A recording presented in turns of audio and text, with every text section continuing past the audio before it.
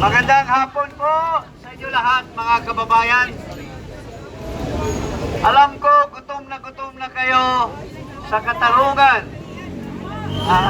Matindi na ang galit, lalo na ang dati na niyong nalaman na bangag si Marcos, pinatunayan na ng kanyang kapatid. Mayroon tayong kasama si Vic Rodriguez na kaibigan din, matalik na kaibigan at dating kasama ni Marcos.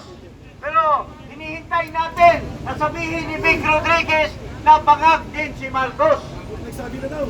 Oo. Kita mo na, nagsasabi na ng totoo ang mga kasama ni Marcos dati. Ngayon, sumama na sa atin, mga kababayan. So,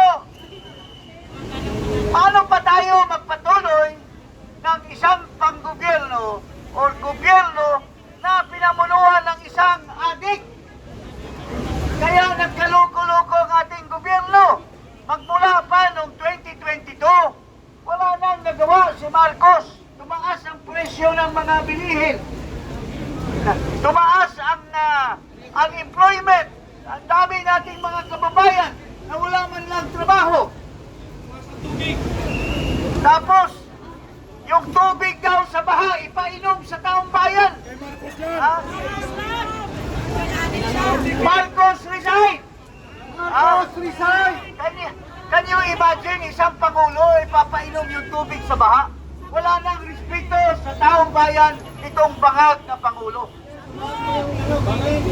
Pero ang pinakamatindi, alam nyo mga kaibigan, si Saldico at si Martin Romualdez ay para kong kapatid. Kaya lang magkaiba ang landas namin. Bago naging presidente si Marcos, ang aking panganay na anak, nagpakasal ang ninong si Saldico, si Martin Romualdez dahil magkaibigan kami.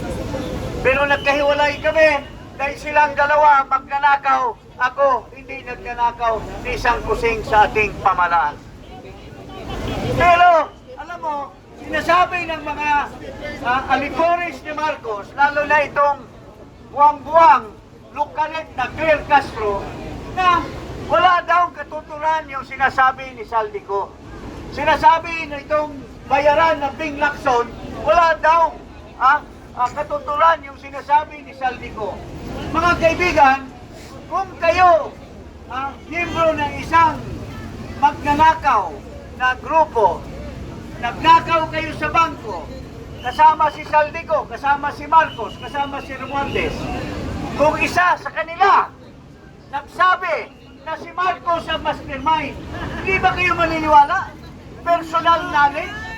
Paano naging hearsay ang isang katotohanan na binanggit ni Saldico na si Marcos ang nag-utos ng mga insertion sa PAICAM at nagbigay siya ng 25 billion na komisyon. Ngayon, lumalabas na sa mga retrato, yung mga maleta, saan dinala? Sa bahay ni Martin Romualdez, may picture sa kanyang pamilya. Talagang magnanakaw itong magpinsan.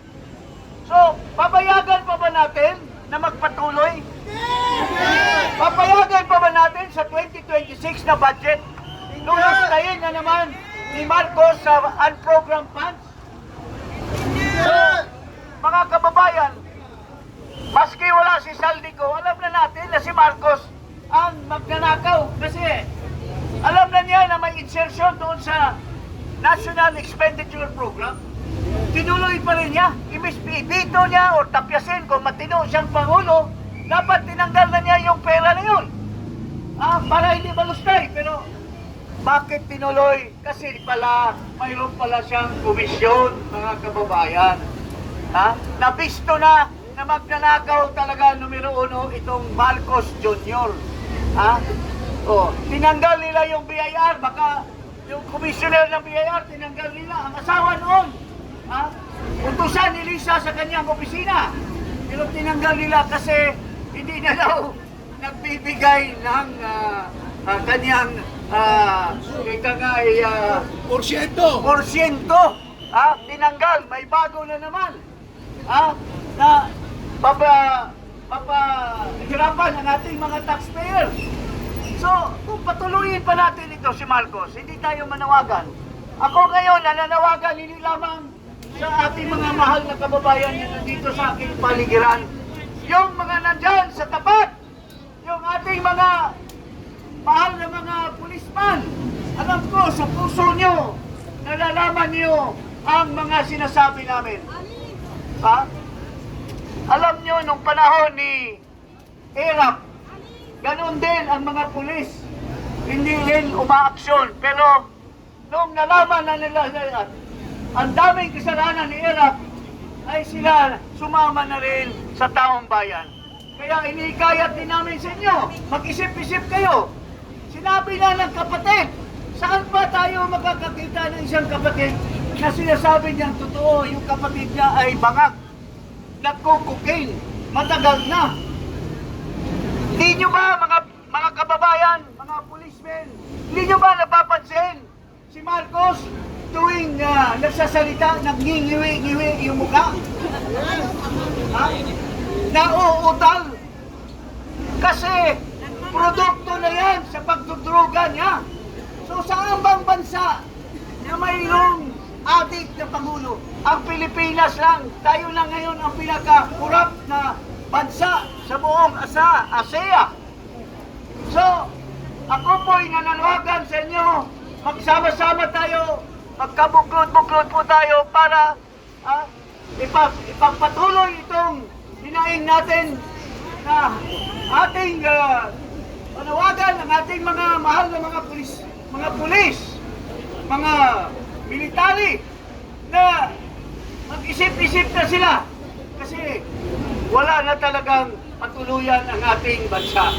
Mahuhulog na tayo sa bangin kung ilang araw pa mananatili itong Marcos bangag yan sa Malacanang, mga kababayan. So, okay ba tayo, Paring Eric? Marcos resign! Marcos resign! Ikulong! Alistuin! Marcos resign! Alistuin! Ikulong! Sa Selda 13! Marcos resign! Alistuin! Ikulong! Sa Selda 13! Marcos resign! Alistuin! Ikulong! Sa Selda 13! Pag hindi pa sa sumuko, si Marcos ang panawagan ng taong bayan, baka gusto mo itukhan ka pa. Kaya ang panawagan, itukhan! Itukhan! Si Marcos Jr. Itukhan! Si Marcos Jr. Itukhan! Itukhan, ha? Wala po. Hindi po totoo na may tukhan. Tukhan po yun. Iba